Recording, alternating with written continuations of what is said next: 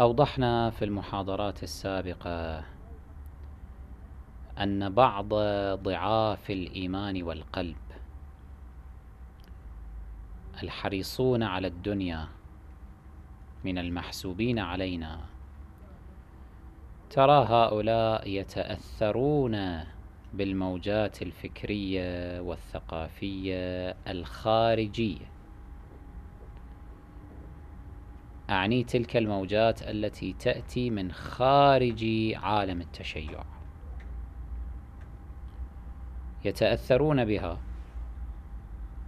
لأنهم يستشعرون النقص في نفوسهم، لا يمتلكون الثقة بالنفس، ولا يحتملون أن يبقوا مختلفين عن المحيط العام والجو السائد الذي يرون أنفسهم غير متجانسين معه. ولذا فإنهم يحاولون التأقلم مع الآخرين، يحاولون التأقلم معهم في فكرهم، في ثقافتهم، في منطقهم. من هنا يبدأ مشوار التنازلات عن كل ما يعد مخالفة لما يحمله الآخر أو الآخرون، عن كل ما يعتبر مستهجنا عندهم. ومن هذا الباب موضوع البراءة من أعداء الله تعالى كأبي بكر وعمر وعائشة هو أمر مستهجن عند الآخرين. فهذا الذي ينتسب للتشيع وهو ضعيف الإيمان، ضعيف الثقة بالنفس، هذا لا يحتمل أن يظهر تلك البراءة عن نفسه أمامهم، يظهر براءته من هؤلاء الظالمين ويكشف هذا الأمر عن نفسه أمامهم. لا يحتمل ذلك. لماذا؟ لأنه يرى نفسه أنه سيبقى منبوذا منهم، فلذلك تراه يتخلى عن هذا الأمر حتى ينسجم معهم أو يتواءم معهم، حتى يكون مقبولا عندهم، فيأتي إليهم قائلا ما يرضيهم من الثناء على أبي بكر وعمر وعائشة، ويترضى عليهم أو عنهم. هكذا يبدأ الأمر،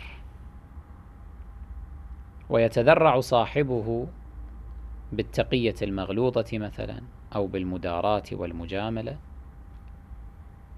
إلا أنه سرعان ما يتأصل هذا في نفسه وفي نفوس أبنائه وأحفاده، فيصبح جزءا حقيقيا من بنيانه العقدي والفكري والثقافي، وحين ذاك يتميع التشيع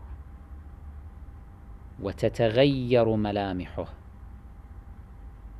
وينشأ دين جديد أو مذهب جديد يجمع بين الأضداد، ويكون خليطا هجينا من التشيع وغيره، كما هو حاصل اليوم من عودة نشوء الفرقة البترية المنحرفة. نحن لو فحصنا جيدا الأفكار التي يحملها عوام الشيعة اليوم لاكتشفنا أن بعضا منها قد تكون بفعل هذا العامل عبر الزمن، أي أن هذه الفكرة أو القناعة الكذائية الموجودة حاليا ليست من صميم التشيع في شيء، بل هي تخالف التشيع، لكنها أصبحت اليوم جزءا من الثقافة الشيعية العامة بسبب موجة ما جاءت وطغت على بعض المجتمعات الشيعية، فانجرف معها بعض الضعاف وتنازلوا عن بعض المتبنيات الشيعية التي تخالفها، ولم يتصد لهؤلاء من به الكفاية، أو لم يستشعر هذا الذي يحمل هذه المتبنيات، لم يستشعر خطر الأمر فتساهل معه. ومن ثم وبسبب انفراد الضعاف بقيادة المجتمع الشيعي أو بالتعبير عنه، مع مرور الوقت صارت هذه الفكرة الدخيلة جزءا من الثقافة الشيعية، وتاليا أصبحت جزءا من العقيدة الشيعية، ينافح عنها المتحمسون من الشباب الشيعة باستماتة، ينافحون عنها دون ما علم منهم بأنها أصلا ليست من التشيع في شيء. من هنا نحن بحاجة إلى الوعي والتجديد، بحاجة إلى غربلة حقيقية لكل ما نحمله اليوم من أفكار وقناعات، لنحاول إرجاعها إلى أصولها ومنابتها. فما نجده منها شيعي الأصل والمنبت حقا أخذنا به، وما لم نجده كذلك تنزهنا عنه ونقينا عقيدتنا وثقافتنا منه.